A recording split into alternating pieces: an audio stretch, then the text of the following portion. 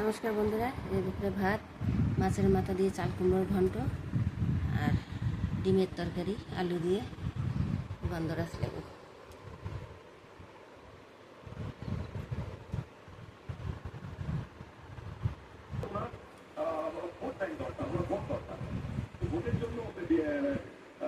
আমাদের দেশে তো কিছু আইন কানুন আছে। তো ইসিআই ছিল, ইসিআই তাদের রুলস এন্ড রেগুলেশন করে দিয়েছে কি বলা যেতে পারে, কি বলা যেতে পারে না, কি বলা যেতে পারে, কি বলা যেতে পারে না। উনি তো কোনো কিছুই সমস্যা করেন না।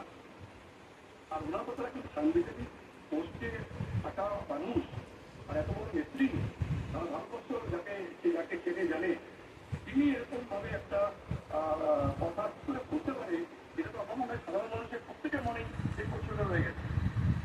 কিন্তু আমি দেখলাম যে ইসিআই এর ক্ষেত্রে কোনো স্টেপ নেয়নি এবং ইন্টারমিডিয়েট রেজাল্ট বেরোলো, রেজাল্ট বেরোবার পরে আমি কত দ্রুত রাজ্যের পুলিশ, কলকাতা পুলিশ তার বিরুদ্ধে ব্যবস্থা নেয় সেদিকে গোটা বাংলার মানুষ তাকিয়ে রয়েছে।